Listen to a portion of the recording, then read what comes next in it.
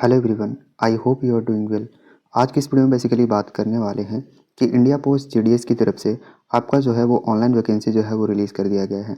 New notice आया है, notification release किया गया है। तो चलिए यहाँ पे फुल डिटेल देखेंगे यहाँ पे क्या क्या यहाँ पे नोटिफिकेशन में बताया गया है।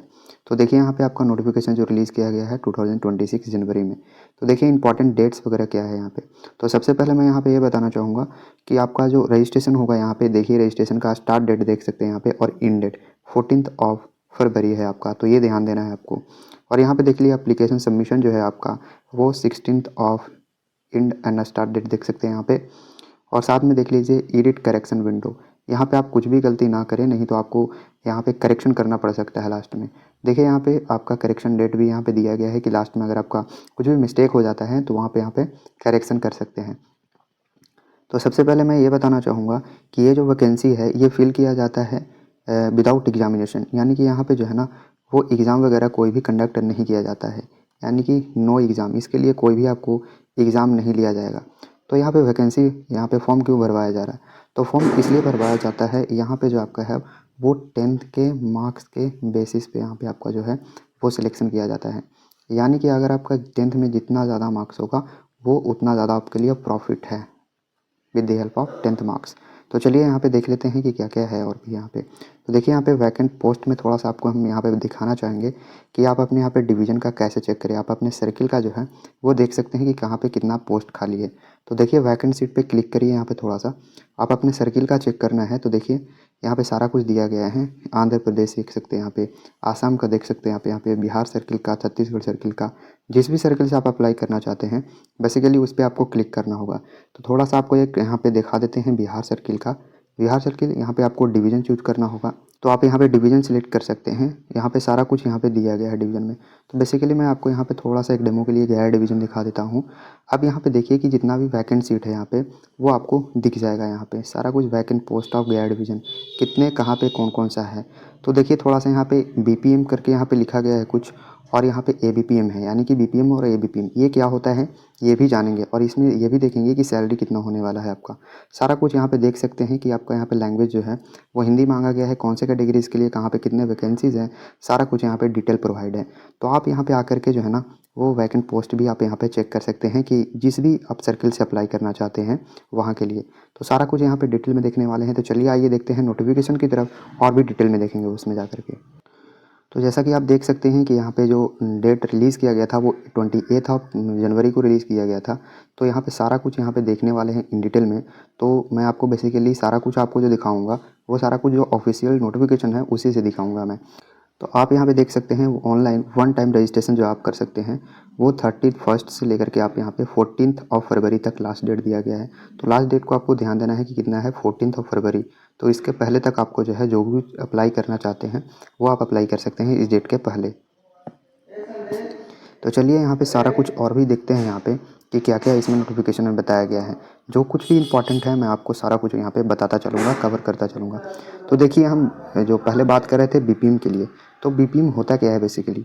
तो यहाँ पे देख सकते हैं ये जो है वो ब्रांच पोस्ट मास्टर होता है, इसका एक फुल फॉर्म है बीपीएम, तो इसको शॉर्ट में बोलते हैं हम लोग बीपीएम। तो चलिए एबीपीएम के बारे में भी देखेंगे कि ये क्या होता है। तो देखिए यहाँ पे असिस्टेंट ब्रांच पोस्ट मास्टर होगा।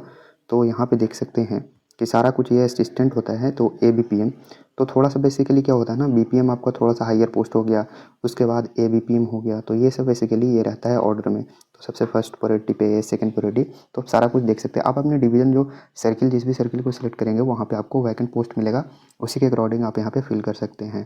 तो देखिए यहाँ पे एक और होता है यहाँ पे डाक सेवा। तो देख सकते हैं डाक सेवा के लिए भी वैकेंसी रिलीज़ किया जाता है। तो चलिए आइए हम सारा कुछ देखते हैं। तो देखिए कि यहाँ पे आपका जो सैलरी होने वाला है वो बीपीएम के लिए जो ब्रांच पोस्ट मास्टर है वो आपका 12,000 से लेकर के 29,380 रुपया, ठीक है। तो स्टार्टिंग तो आपको कम ही मिलता है, ठीक है। तो स्टार्टिंग ये यहाँ पे तो 12,000 दिया गया है, लेकिन आपका अलायंस वगैरह सारा कुछ लगा करके आपका और भी ज़्यादा हो जाता है, यानी कि 12,000 तो दिए गए, इससे भी ज़्यादा हो जाता है, 16, 17, 18 तक पहुँच जाएगा आपका। तो देखिए असिस्टेंट ब्रांच पोस्ट मास्टर यानी कि एबीपीएम डाक सेवा, ये जो है आपका 10,000 से लेकर के 24,470 रुपया तक आपको यहाँ पे इसमें मिलता है। तो सारा कुछ यहाँ पे आपको क्लियर हो रहा होगा यहाँ पे। साथ में देख लीजिए आपको एलिजिबिलिटी क्राइटेरिया भी देखिए यहाँ पे। तो सबसे पहले मैं एज लिमिट की मैं बात करूँ तो मिनिमम आपका जो है वो 18 ईयर तो होना ही चाहिए। अगर 18 ईयर नहीं है तो आप इस पोस्ट के लिए अप्लाई नहीं कर सकते हैं, यानी कि जिनका भी 18 ईयर होगा प्लस वही अप्लाई कर सकते हैं, 18 ईयर तक हो जाना चाहिए तभी। यहाँ पे देखिए कि मैक्सिमम एज रखा गया है आपका, वो देख सकते हैं कि 14 ईयर है, 40 ईयर तक आपका है। और चलिए आइए देखते हैं यहाँ पे क्या क्या यहाँ दिया गया है। तो रिलैक्सेशन भी मिल जाता है SC ST के लिए, यहाँ पे देख सकते हैं कि 5 ईयर का, OBC के लिए 3 ईयर का दिया गया है, EWS नो रिलैक्सेशन 10 ईयर तक दिया गया है PWBD के लिए। और यहाँ पे देख सकते हैं यहाँ पे PWD भी और OBC के लिए यहाँ पे 13th ईयर तक, और यहाँ पे 15 ईयर तक सारा कुछ यहाँ पे दिया गया है। तो सारा कुछ इन डिटेल में आपको मैं डिस्कस कर रहा हूँ यहाँ पे। तो ये सब सारा जो है वो ऑफिशियल नोटिफिकेशन से ही मैं आपको बता रहा हूँ, तो सारा कुछ क्लियर हो रहा होगा। और भी कुछ क्वालिफिकेशन है जो आपसे यहाँ पे मांगे जाते हैं। अदर क्वालिफिकेशन में देखिए यहाँ पे नॉलेज ऑफ कंप्यूटर आपका होना चाहिए, कंप्यूटर का जो बेसिक नॉलेज है ना वो बेसिकली होना चाहिए। और आपको जो है नॉलेज ऑफ साइकिल चलाना आना चाहिए। साथ में एडिक्वेट मीन्स ऑफ लाइवलीहुड, ये सब सारा कुछ ये आपको 2 इंपॉर्टेंट हो जाता है यहाँ पे, ठीक है। तो चलिए रिजर्वेशन के बारे में मैंने आपको बता ही दिया है, और भी कुछ यहाँ पे इंपॉर्टेंट जो है वो देख लेते हैं। वैसे अप्लाई करेंगे तो आपको क्या क्या डॉक्यूमेंट लगेगा। तो बेसिकली यहाँ पे बात करने वाले हैं डॉक्यूमेंट के बारे में कि क्या क्या डॉक्यूमेंट लगेगा। तो देखिए सबसे पहले मैं बात कर रहा हूँ यहाँ पे, तो आपको मार्कशीट तो देने ही होंगे। सब आइडेंटिटी प्रूफ में आप आधार कार्ड देख सकते हैं, कास्ट सर्टिफिकेट, रिजर्वेशन लेना चाहते हैं PWD certificate if you applicable, AWS certificate if you applicable. यहाँ पे डेट ऑफ बर्थ प्रूफ में आप जैसे कि आधार कार्ड आप यहाँ पे दे सकते हैं। तो यहाँ पे सारा कुछ यहाँ पे आप डिटेल में देख सकते हैं। ट्रांसजेंडर सर्टिफिकेट जो बिलोंग करते हैं उससे वो बेसिकली ये तो अलग हो गया आपका। और यहाँ पे देखिए और भी हम बात करने वाले हैं बिलो में क्या क्या नोटिफिकेशन में बताया गया है। तो 1 बाय 1 जो भी हाईलाइट किया गया है वो सारा इंपॉर्टेंट है, वही मैं आपको बता रहा हूँ, यहाँ पे सारा कुछ कवर कर रहा हूँ। तो चलिए यहाँ पे सारा कुछ देख लेते हैं। यहाँ पे क्या था आपका पेमेंट, यानी कि देखिए इसके लिए आपको 100 रुपीज़ फ़ी देना होगा, यानी कि आपको 100 रुपये पेड करने होंगे ये। तो जिसमें आप अप्लाई कीजिएगा उसमें आपको 100 रुपये यहाँ पे देना होगा। तो ये चीज़ आपको ध्यान रखना है, ठीक है। को ये भी बताता चलूँ कि जो आपका फ़ी पेमेंट है वो फीमेल के लिए और SC ST और PWD ट्रांसजेंडर ये सब वगैरह के लिए उनको लिए नहीं लगता है। तो ठीक है, ये ध्यान देना है, ये नहीं लगता उन लोगों के लिए। तो चलिए और भी देखते हैं। यहाँ पे fee once paid is non refundable. तो आपको ये ध्यान देना है कि एक बार अगर आप वैकेंसी को फिल कर देते हैं, पैसा पे कर देते हैं, तो वो पैसा जो है वो नॉन रिफंडेबल होगा, यानी कि वापस आपको नहीं मिलने वाला है। तो चलिए बेसिकली बिलो और भी देखते हैं क्या क्या इंपॉर्टेंट नोटिस है। तो देखिए आपको जो फ़ोटोग्राफ होगा वो रिसेंट होना चाहिए, जल्द का ही फ़ोटोग्राफ होना चाहिए, JPG ओनली। तो साइज़ वगैरह भी आप देख सकते हैं, खुद से अप्लाई करना चाहते हैं तो आप यहाँ से फाइल साइज़ वगैरह भी सारा कुछ यहाँ पे KB में देख सकते हैं। इमेज का पिक्सल में कितना होना चाहिए, एस्पेक्ट रेशियो वगैरह, DPI, तो ये सब सारा कुछ यहाँ पे दिया गया है। तो बेसिकली आइए चलिए और भी। तो आपका यहाँ पे जो सिग्नेचर होना चाहिए ना वो ब्लैक और ब्लू पेन से होना चाहिए। तो ये ध्यान देने वाली बात होती है कि आपको ब्लैक और ब्लू पेन ही यूज करना है बस। तो देखिए यहाँ पे और भी बेसिकली बात करने वाले हैं कि लैंग्वेज के रिगार्डिंग अब बात करने वाले हैं कि कौन कौन सा लैंग्वेज यहाँ पे इंपॉर्टेंट हो सकता है। तो जैसे कि लिए आप अगर आंध्र प्रदेश से अगर आप अप्लाई करते हैं तो यहाँ पे आपको जो होना चाहिए ना वो तेलुगु लैंग्वेज आना चाहिए। तो ध्यान देना है आपको यहाँ पे। आसाम से अगर आप अप्लाई करना चाहते हैं तो इसके लिए आपको आसामीज़ आना चाहिए। जैसे कि बिहार से अप्लाई करना चाहते हैं तो आपको हिंदी आना चाहिए। छत्तीसगढ़ से अप्लाई करना चाहते हैं तो हिंदी आना चाहिए। दिल्ली के लिए भी हिंदी रखा गया है, और यहाँ पे गुजरात के लिए गुजराती रखा गया है। तो सारा कुछ यहाँ पे जो जिस भी एरिया से जिस भी सर्किल से आप अप्लाई करना चाहते हैं वहाँ से देखिए बेसिकली स्टेट दिया गया है। यहाँ पे देख सकते हैं यहाँ पे नेम ऑफ द सर्किल, यहाँ पे सर्किल के तौर पे, और यहाँ पे जो आपका लोकल लैंग्वेज है वो यहाँ पे बताया गया है कि कौन कौन सा आपको जो है वो आना चाहिए। जिस भी के लिए जहाँ पे अप्लाई करना चाहते हैं वो आपको लैंग्वेज आना चाहिए, तभी वो आपको यहाँ पे एलिजिबल हो पाएंगे। जैसे कि केरला हो गया तो मलयालम आना चाहिए, मध्य प्रदेश तो हिंदी आना चाहिए। तो ये सब सारा कुछ है यहाँ पे। तो सारा कुछ देख सकते हैं। मैं आपको ये जो PDF है वो टेलीग्राम चैनल पे प्रोवाइड कर दूंगा, तो वहाँ से जाकर आप सारा कुछ इसमें डिटेल देख सकते हैं और क्या क्या है इसमें।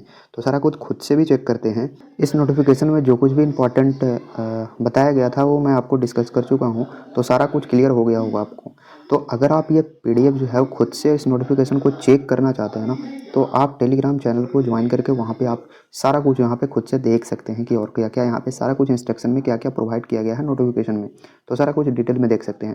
तो थोड़ा सा मैं आपको यहाँ पे डिस्कस करना ये चाहूँगा, आपको यहाँ पे एक इंपॉर्टेंट चीज़ डिस्कस करना चाहूँगा कि देखिए यहाँ पे अभी तो एग्ज़ाम वगैरह ऐसे कुछ कंडक्ट नहीं किया जाता है इसके लिए। तो देखिए कि यहाँ पे सिलेक्शन वगैरह होता कैसे है, तो क्लास 10th के परसेंटेज के बेसिस पे, यानी कि जिनका जितना ज़्यादा रहेगा उनको यहाँ पे जो है जिस सर्किल के लिए अप्लाई करिएगा। लेट सपोज दैट कि अगर मैं बोलूँ कि एक स्टूडेंट है वहाँ पे, जैसे कि 4 स्टूडेंट ने एक पोस्ट के लिए अप्लाई किया है, तो देखिए यहाँ पे एक सिनेरियो कंसीडर कर रहे हैं, एक केस लेते हैं।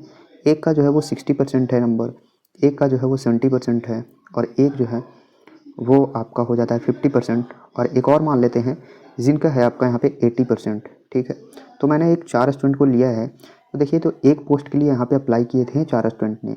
तो देखिए यहाँ पे जो 80% है ना, उनको यहाँ पे जो है वो मिल जाएगा, यानी कि इनको जॉब मिलेगा। तो जिनका सबसे ज़्यादा मार्क्स होता है उन्हीं को यहाँ पे जो है वो मिलता है पोस्ट, उन्हीं को जॉब लगता है। तो ध्यान यही देना है आपको। तो मोस्ट ऑफ द स्टूडेंट ये चाहते हैं कि इसके लिए ये जो वैकेंसी है इसमें बहुत ज़्यादा वैकेंसी हमेशा आता रहता है, 18 के प्लस है। तो यहाँ पे अगर इतना ज़्यादा वैकेंसी आता है तो लोग चाहते ही हैं, बहुत सारे स्टूडेंट को एक बार रहता है कि इसके लिए एग्जामिनेशन वगैरह होना चाहिए। ठीक है, तो आपका क्या राय है इसमें, थोड़ा आप अपने कमेंट में भी बता सकते हैं। If you understand each and everything then please like share and subscribe. Thanks for watching.